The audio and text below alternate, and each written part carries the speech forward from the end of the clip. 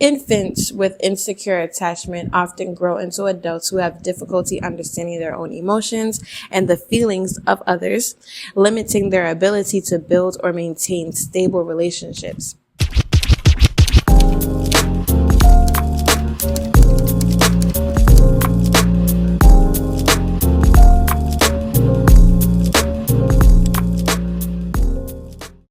Hi, soul family. How we feeling? How we doing? It's your girl Jaya Fire. We back at it again. Yeah, we back at it again with another soulful episode because it's the sweet tea for the soul. Yup. Today we don't have any tea. I'm not gonna lie to ya. It's too hot for tea, so we have some nice cold water. Yeah, nice cold water and my little cheap candle. But today we're going to talk about different attachment styles when it comes to relationships. Ooh, scary. But if you already know about attachment styles, then think about one that you may have while I light up this candle.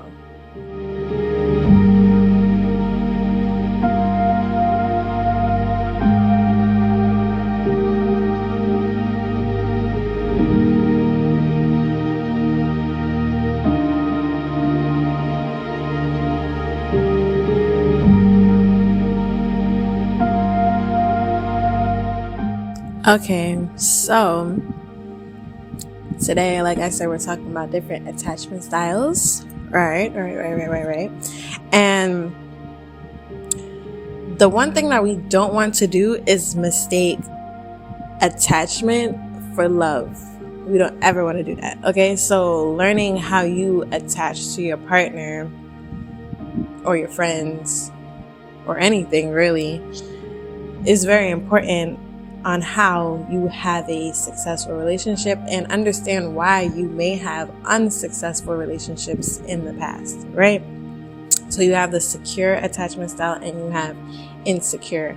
And most people that dealt with trauma in their childhood most likely deal with insecure attachment styles, right? So I am reading off a page called helpguide.org, Love and Relationships, because I am not an expert on this, but I do know that I have struggled with insecure attachment styles in the past, and I've been working towards that. And I always say to you guys, like, know yourself before you step out into anything. But the first step to knowing yourself is kind of knowing what type of attachment style that you have, so you can process it, heal it, and,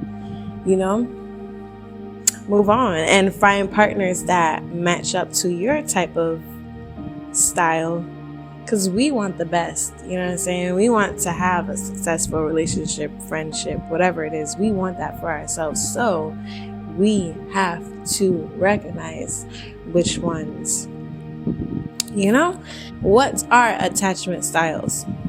Bam. Attachment styles or types reflect how you behave in a romantic relationship and are based on the emotional connection you formed as an infant with your primary caregiver, most likely your mother or your father. According to attachment theory pioneered by British physiatrist John Bowlby, I don't know if I'm pronouncing that right, and American psychologist Mary Ainsworth, the quality of the bonding you experience during this first relationship often determines how well you relate to other people and respond to intimacy throughout your life. Okay, and we always talk about that too, like childhood trauma. You know how many times I said childhood trauma? Because it plays such an important factor in how you go out into the world and develop different relationships with different things, with work, with friends, with your partner, with how you maneuver through life. So learning and kind of reflecting on how your mother or your father treated you when you were younger is very important to look back onto and understand why you maneuver through these things. Like, you ever be in a relationship or a friendship and like, oh, I'm acting too much like my mother right now.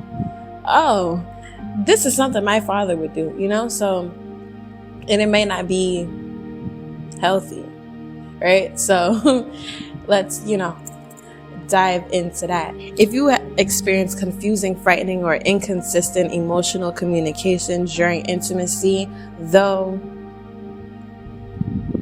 if your caregiver was unable to consistently comfort you or respond to your needs, you're most likely to experience an unsuccessful or insecure attachment. So like I said, if you find yourself too clingy, too fearful, or anxious in a relationship, in other words, you have an insecure attachment style, okay, baby? And that is okay, because this is what this video is for, to help us understand why, how, and how to heal it, right? Of course, experiences that occur between infancy and adulthood can also impact and shape your relationships. However, the infant brain is so profoundly influenced by the attachment bond. Understanding your attachment styles can often offer vital clues as to why you may be I'm reading too fast. You may be having problems in your adult relationships. Do you behave in puzzling or self-destructive ways when you're in a close relationship? Do you repeatedly make the same mistakes over and over again in romantic relationships? Do you struggle to form meaningful connections in the first place, dating the wrong people over and over again? I ain't gonna lie, all three of them questions was like, me? But that's okay. Whatever relationship problems you are experiencing, it's important to know that your brain remains capable of change throughout life. By identifying your specific attachment styles, you can learn to challenge your insecurities. Remember, I was talking about that in the last video? Like, oh shoot, I'm insecure? Yeah. Develop a more securely attached way of relating to others and build stronger, healthier, and more fulfilling relationships. Right. So the next thing is how attachment styles influence adults' relationships. That's a lot to read. Let me see if I can sum it up, because I read it earlier, right? But I kind of briefly read through it, so it kind of went like one ear and out the other. But I understand, okay?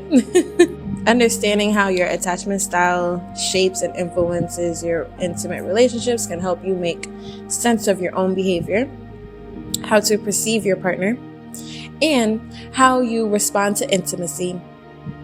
Identifying these patterns can then help you clarify what you need in a relationship and the best way to overcome those problems, okay? The success of attachment isn't impacted by socioeconomic factors such as wealth, education, ethnicity, or culture. Neither is having an insecure attachment style as an adult reason to blame all your relationship problems onto your parents. Your personality and intervening experiences during childhood, adolescence, and adult life can also play a role in shaping your attachment style. So, to sum that up, it is not just your parents that shape your attachment styles. It could be whatever you experience during school, right? Your work, PTSD from your last relationship, your personality. All of these things factor into your attachment style, right? But the root of the problem is from your childhood, but that is not the main reason. So don't just go be like, yeah, I have insecure attachment styles because of my parents. Like, don't use that as an excuse to hold yourself back and place blame on other people. At the end of the day, you are your own person, and there's more things that could interfere with, An infant communicates their feelings by sending nonverbal signs such as crying, cooing, or later pointing and smiling. In return, the caregiver reads and interprets these cues, responding to satisfy the child's need for food, comfort, or affection. When this nonverbal communication is successful, a secure attachment develops. The 4 different attachment styles. Beyond categorizing attachments as secure or insecure, there are 3 subsets of insecure attachment, which gives us the 4 main attachment styles. You have the secure attachment style, which is, healthy. You have the anxious attachment style. You have the avoidance / dismissive attachment style, and you have the disorganized attachment style. I'm not gonna lie to y'all, I feel like let me slow down. Yesterday I was talking to a friend, or was it the day before? I was talking to a friend and I was like, yeah, my attachment style, I have avoidant and anxious, both of them, depending on my partner. I've mentioned this on YouTube as well. Like, depending on the partner, I either have anxious or avoidant. Secure attachment style, empathic and able to set appropriate boundaries. Boundaries is a big one. People with a secure attachment style tend to feel safe, stable, and more satisfied in their close relationships. While they don't fear being on their own, they usually thrive in close, meaningful relationships. That is very secure. Proud of that. That's nice. Secure attachment style in adult relationships. Having a secure attachment style doesn't mean you're perfect or don't experience relationship problems. But you likely feel secure enough to take responsibility for your own mistakes and failings and are willing to seek help and support when you need it. Ooh, that's big. That's big, because as a person like me, I don't like asking for help and I don't like receiving help. But I'm working on it. We're still insecure. You appreciate your own self-worth and you're able to be yourself in intimate relationships. You're comfortable expressing your feelings, hopes, and needs. You find satisfaction in being with others, openly seek support and comfort from your partner, but don't get overly anxious when the two of you are apart. Okay. You are similarly happy for your partner to rely on you for support. All right? Cool. You're able to maintain your emotional balance and seek healthy ways to manage conflict in a close relationship. Nice. When faced with disappointment, setbacks, and misfortune in your relationships as well as other parts of your life, you're resilient enough to bounce back. Woo. And it sounds easy, right? It sounds easy, but working on this for the past few months is really not. Like, you really have to bring down your ego and realize, okay, I'm in a relationship now. This is not about me. This is not about my emotions. And I mean, it is, but it's not all about me, right? Like, I have to eventually take accountability. I have to learn how to express my emotions in the most healthiest way that I can at this moment. I have to know when to set boundaries. I have to know when to take it slow. I have to know when I could lean on my partner. I have to know when my partner could lean on me. I have to understand emotions. I have to be emotionally intelligent. Like, it's a lot that goes into being secure when you're coming from an insecure attachment, but it is not impossible. Okay? If I could do it, and I've had two wrapped in with each other, combination, and I've come out of that into being in a more secure spot, it is possible. It is possible. As someone with a secure attachment style, it is likely your primary caregiver was able to stay engaged with you as an infant and effectively manage their own stress as well, calm and soothe you when you were distressed. They made you feel safe and secure, communicated through emotions, and responded to your changing needs on a regular basis, enabling your nervous system to become securely attached. Of course, no parent or caregiver is perfect, and no one can be fully present and attentive to an infant 24/7.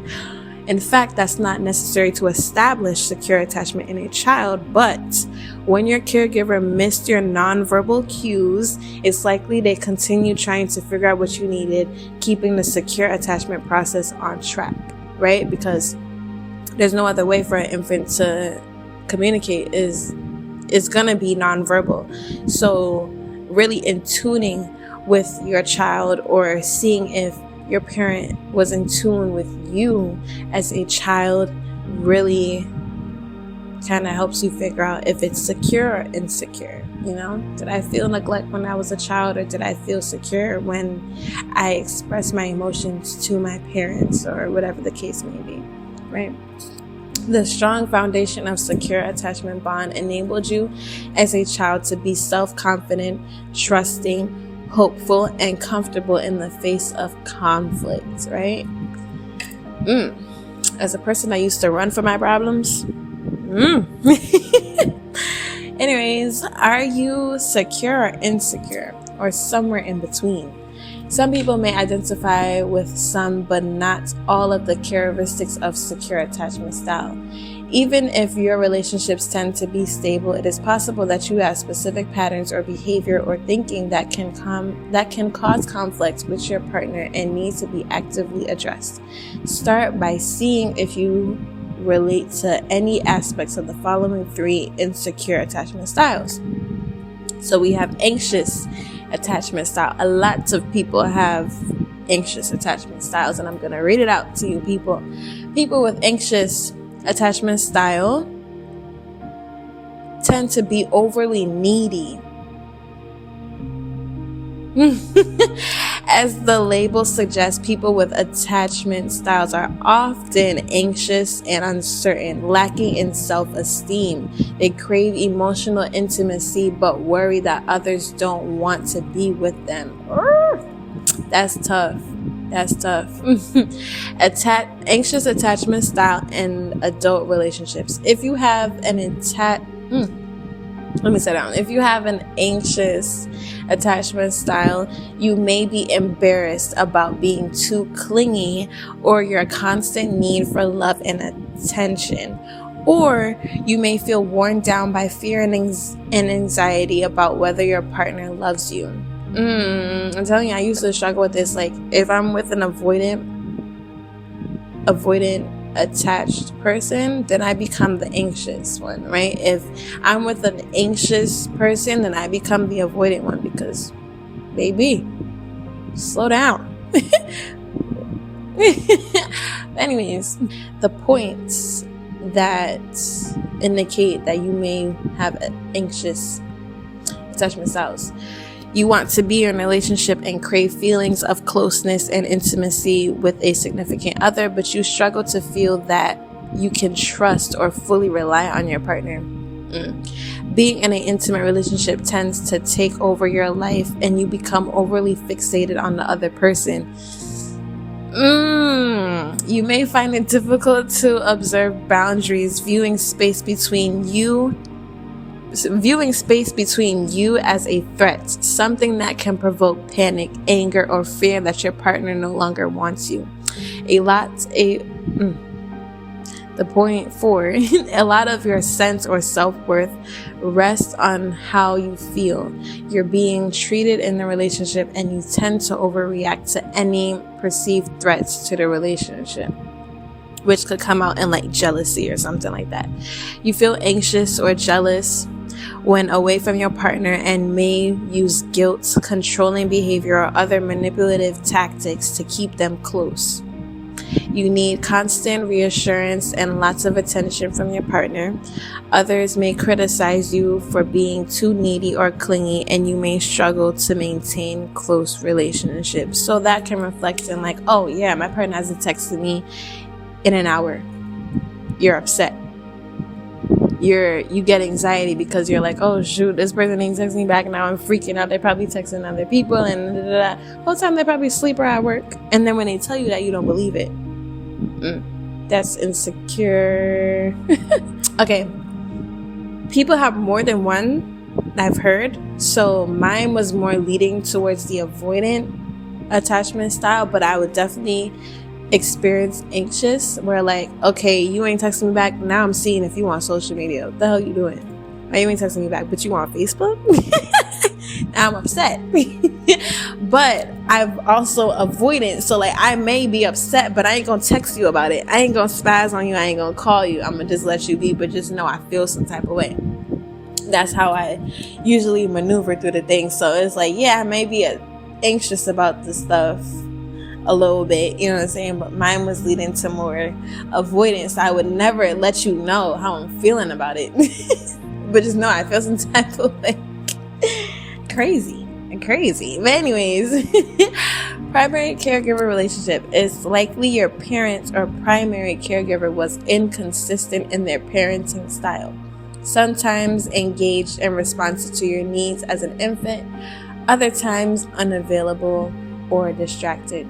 This inconsistency may have left you feeling anxious and uncertain about whether your needs in this first relationship would be met, and thus provide a model for your behavior in later relationships, right? So I developed low-key and anxious attachment was because of my father. Like one day he's attentive to my needs, the other day he's very dismissive, and I found myself not knowing what to expect.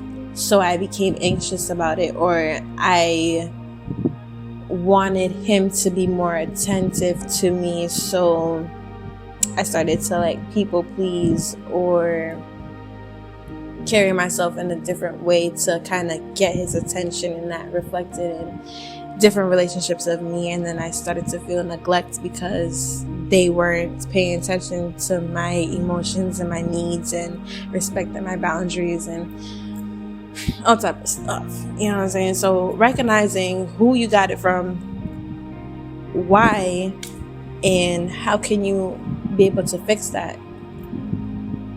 Yeah. So the third one is avoidant dismissive attachment style, which that's my old partner, aka me. That was me. But like I said, we're moving on. We're trying to be more secure within myself, because that's kind of the key to stabilizing yourself and having consistency within yourself and trying to commit, is recognizing which one is you. How can you fix it?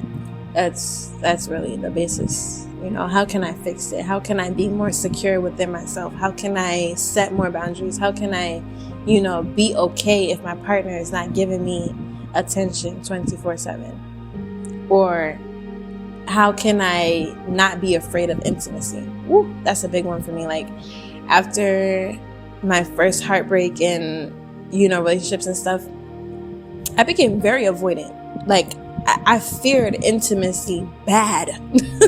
It don't matter if it was with a damn cat. It don't matter if it was with my parents. It don't matter if it was a relationship, friendship. Like I feared intimacy. Like I barely hugged anybody.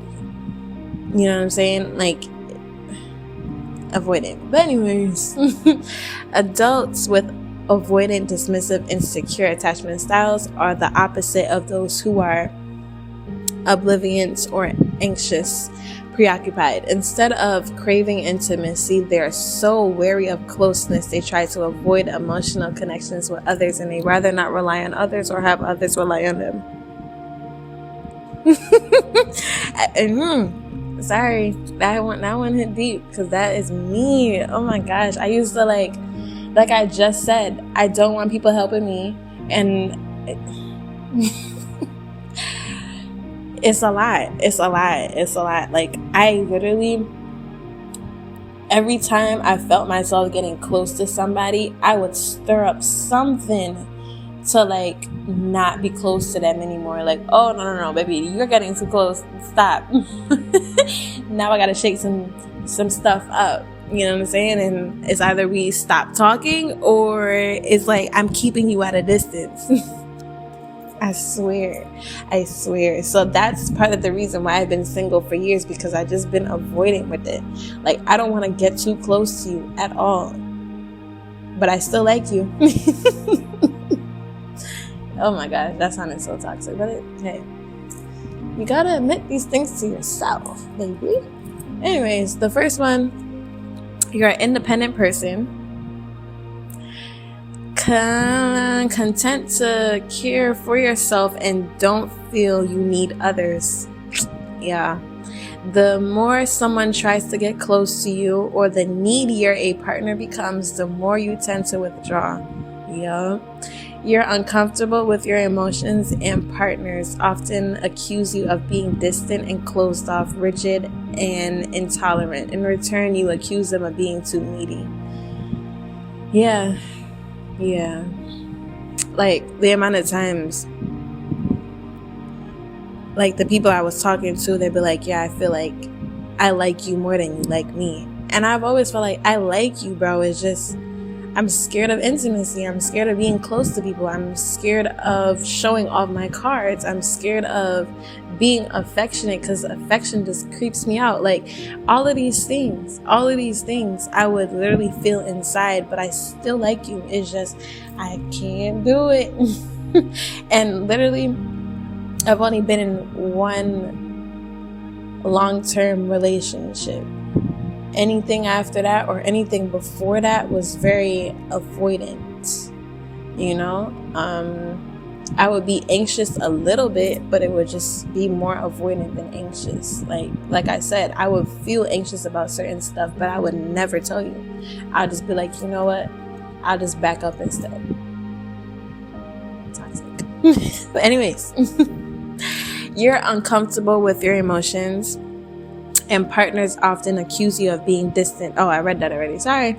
You're prone to minimize or discard your partner's feelings, keep secrets from them, engage in affairs, and even end relationships in order to regain your sense of freedom. Ooh, that last one though. I've never cheated and I've never dismissed my partner's feelings. Maybe in the past, like, I'll be like, I mean, I do like you. I don't know what else you want me to do. You know what I'm saying? That type of energy. But the end relationships in order to regain your sense of freedom was me. Heavy on that. Like, I'll be sad that we stopped talking, but I'll be more even happier that, like, I gained my freedom again. I'm free. I'm independent now again. You know what I'm saying? Like, that was me. Anyways, you may prefer fleeting, casual relationships. Casual. I literally started being comfortable with casual relationships. Like, I could do casual. It's whatever. Like, we not in a relationship, but it's casual. We doing our own thing. I'm happy with that. Let's do that. You may prefer fleeting, casual to long-term, intimate ones, or you seek out partners who are equally independent, ones who will keep their distance emotionally. Woo! I feel like I still low-key seek that though.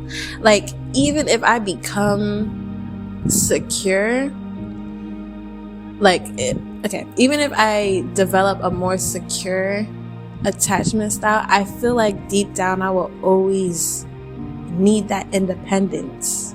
You know what I'm saying? Like, I feel like I'ma always need that distance low key, but we could still be close, but I'ma still need that distance,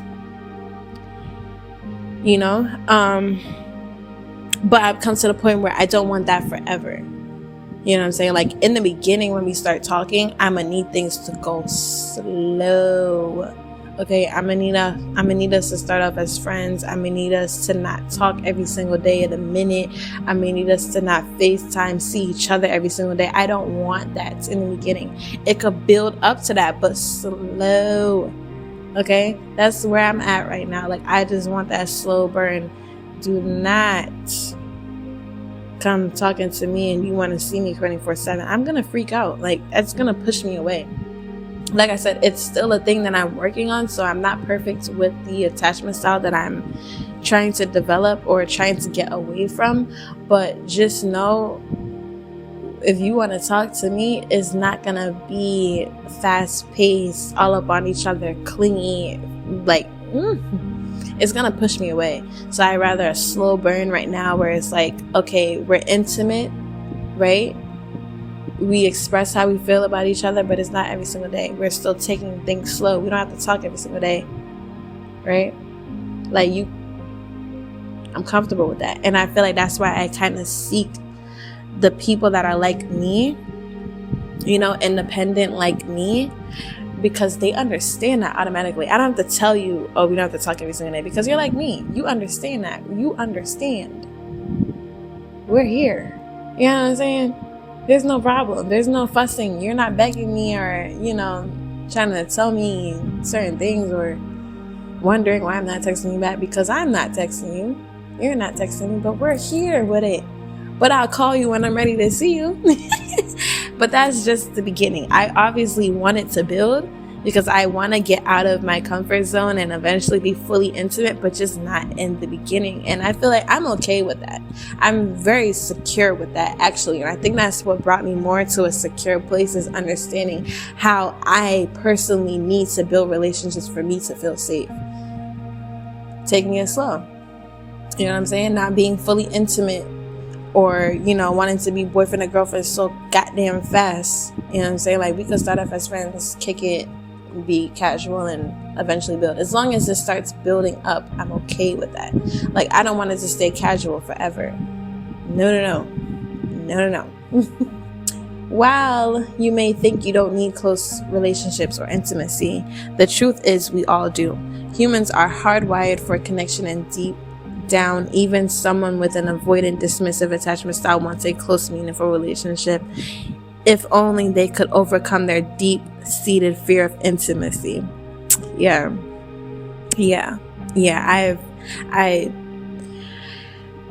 I'm learning to be more comfortable with being intimate.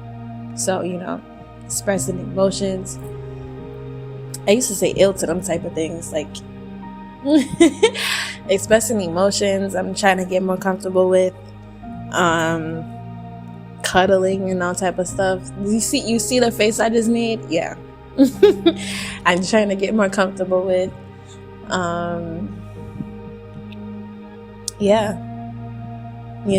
not keeping things surface level. I'm trying to get more comfortable with, but it's a working process. I'm glad that I'm given the space to do so at my own pace. That's really all what I needed. Just, had the, what's the TikTok again? He's like, I had the game plan. I just needed the platform. I just needed the platform, and now I'm good. Primary caregiver relationship onto why you're avoidant. An avoidant dismissive attachment style often stems from a parent who was unavailable or rejecting during your infancy. Since your needs were never regularly or predictably met by your caregiver, you were forced to distance yourself emotionally and try to self-soothe. This built a foundation of avoiding intimacy and craving independence later in life. Even that independence and lack of intimacy causes its own distress. Facts. Once I figured out, like, okay, you're not gonna do it, I'm gonna have to do it myself. Cool. It's kind of like, it forced me to grow up faster. It forced me to be way more independent than I ever needed to be. But you know what I'm saying? It's the only way I could make myself feel secure. Like, I had to do it myself. Like, okay, it could be the littlest things, like you said you were gonna take me to the park. The day comes and you don't take me to the park anymore. Oh, bet. I'm sad about it, you know what I'm saying? But I literally had to comfort my own self to make me not feel sad about not going to the park, stuff like that. And that's from a young age. Like, it's cool. You want to take me? Cool. Like, even it reflected in school too. Like, I never wanted to work with teams or whatever in school because, like, it's like, I know y'all not gonna do it, and I'm gonna have to do everything myself, and it always turn out that way. It's just trying to, like, be there for yourself, just being independent, very independent. Disorganized / disoriented attachment style. Disorganized / attachment style also refers to as fearful avoidant attachment style. Stems from intense fear, often as a result of trauma, childhood, neglect, or abuse. Adults with this style of insecure attachment tend to feel they don't deserve love or closeness in a relationship. If you have disorganized attachment style, you've likely never learned to self-soothe your emotions. So both relationships and the world around you can feel frightening and unsafe. If you experienced abuse as a child, you may try to replicate the same abuse patterns or behavior as an adult. Number one, you probably find intimate relationships confusing and unsettling, often swinging between emotional extremes of love and hate for your partner. You may be insensitive towards your partner, selfish, controlling, and untrusting, which can lead to explosive or even abusive behavior, and you can just be hard on yourself as you are on others. You may exhibit antisocial or negative behavior patterns, abuse, alcohol or drugs, or prone to aggression or violence. Others may despair at your refusal to take responsibility for your actions. While you crave the security and safety of a meaningful, intimate relationship, you also feel unworthy of love and terrified of getting hurt again. Your childhood may have been shaped by abuse, neglect, or trauma. Wow, that one was deep. That one was really deep. If you have this type of attachment style, your primary caregiver relationship was you were dealing with unsolved trauma themselves. Your primary caregiver was dealing with unsolved trauma themselves. It can lead to the intense fear associated with disorganized and disoriented attachment style. Often the parent acted as both a source of fear and comfort for you as an infant, triggering the confusion and disorientation you feel about relationships now. In other cases, your parental figure may have ignored or overlooked your needs as an infant, or their erratic, chaotic behavior could have been frightening or traumatizing to you.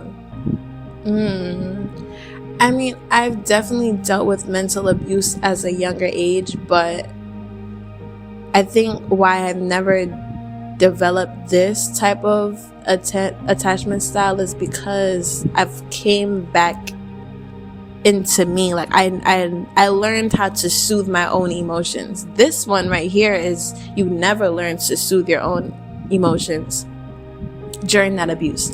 I've learned to come into me during that abuse. So that one does not apply to me, but I've definitely felt that. That one was definitely deep. Causes of an insecure attachment style.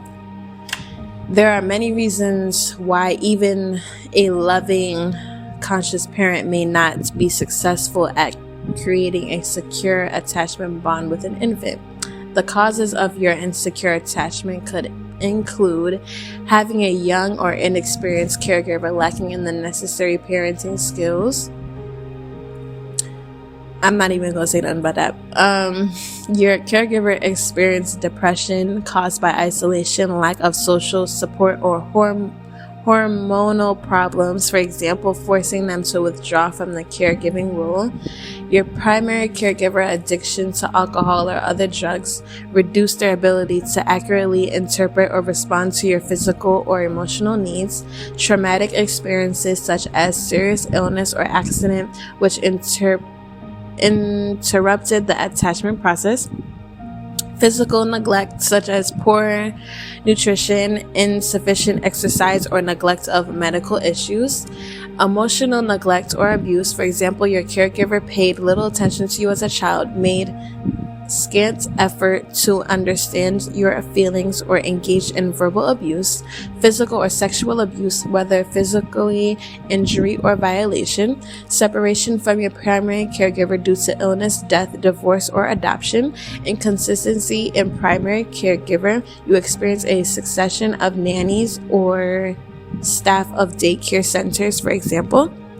Inconsistency, in the primary caregiver. So, babysitting and frequent moves or placements. For example, you constantly change environment due to spending your early years in orphanage or moving between foster homes. So those are the reasons of the causes of attachment style. Either abuse, inconsistency between parenting, they're not physically or mentally attending to you, sexual trauma, adoption, separation from your parents, constantly being taken care of by daycares or whatever. Those can help you, not help you. Those can be the causes of why you have insecure attachment styles in the first place. Tips if you have insecure attachment styles. Tip number 1, improve your nonverbal communication skills. One of the most important lessons gleaned from attachment theory is that adult relationships, just like the first relationship you have with your primary caregiver, depend for your success on nonverbal forms of communication. So, to improve your nonverbal communication skills, be fully present in the moment, know how to manage stress, develop your emotional awareness, improve how you read body language. Tip number 2, boost your emotional intelligence, right? So the key skills for building your EQ and better connecting with others are self-management. Can you manage impulsive feelings and stay emotionally present? Or does hearing something you don't like override your thoughts and self-control? Self-awareness. Are you able to connect to your emotions and understand how they influence your thoughts and actions? Social awareness. Are you empathic and socially comfortable, able to recognize shared emotional experiences? Relationship management. Can you resolve conflicts in healthy, constructive ways that strengthens the bond between you? Right? Tip number 3, develop relationships with people who are securely attached, right? So they can kind of like show you the way, but don't be a burden to them. Like, also do your own work, use them as a guide, but don't lean on them completely. Right? Being in a relationship with another person who also has an insecure attachment style can make for a union that's out of sync at best, rocky, confusing, or even painful at worst. While you can work through your insecurities together as a couple, if you're single, it can help to look for a partner with a secure attachment style to help shift you away from the negative patterns of thinking and behaving, right? So like, if you are an anxious person and you're with an avoidant person, that's not a good mix, because they're going to constantly trigger you to be anxious, right? If you're with an anxious person and you're with another anxious person, that's not going to help, because you guys are both anxious and nobody's going to kind of be the bigger person or lead, because you guys both have the same attachment styles. You're not learning to be better, right? If you're an avoidant person and you're with another avoidant person, it's the same thing. You're not going to be able to grow because you're with an avoidant person. Nobody's pushing anybody to, you know what I'm saying?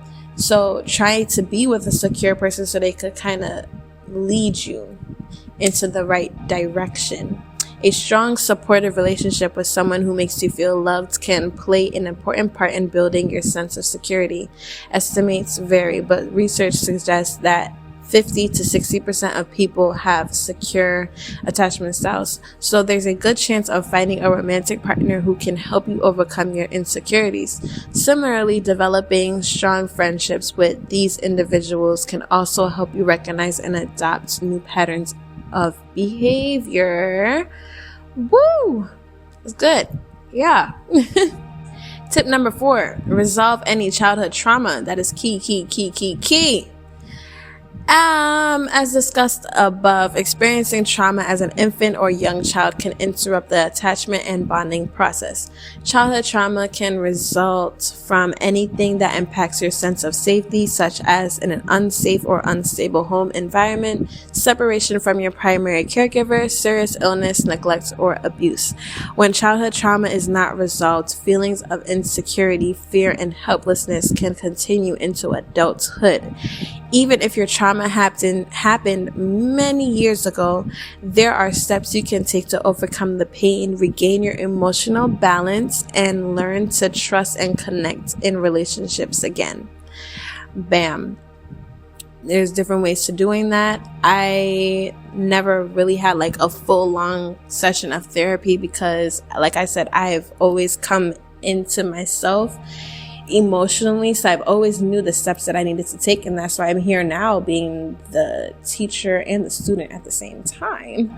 But you could go to therapy, you could go on YouTube and look at videos, you know what I'm saying? But I mean, if you don't always have to take on your problems by yourself, so therapy is definitely a good option. Don't be dismissive to that. There's nothing wrong with you. Just because, I go to therapy doesn't mean I'm helpless and I can't resolve my own problems.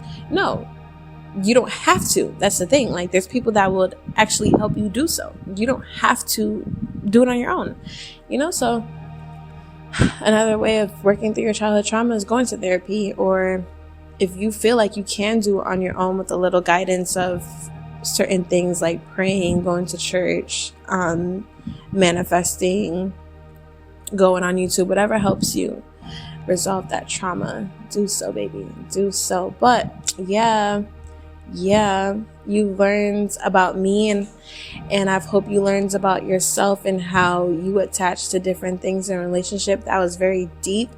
That was very informal. I'm sorry if I think that went smooth. I'm being more better on reading and kind of relating to me at the same time and kind of engaging with you guys at the same time. It's a balance, but I think I'm getting the hang of it. But thank you guys so much for tuning in to this wonderful informal video. It has gotten deep. It has gotten real. It has gotten lengthy. I'm pretty sure this video is long as hell, but I'm hoping that you guys took insightful information from this video, and I hope you guys, I'm going to put the link below if you want to, look at it yourself. But I hope you guys take this information, and if you want a relationship, if you crave that intimacy, if you crave a healthy relationship, I hope you guys take this information and apply it and see what you can do better. See what is missing. See who your partner is. See who you are in a relationship. And I hope everything works out for you guys. I'm taking the steps into the right direction. I hope you guys do so as well. But thank you so much. Comment, like, subscribe, people. We're trying to get to 1,000. Subscribe. Thank you. Show me love. Show me love. Thank you so, family. And I'll see you guys on the next episode.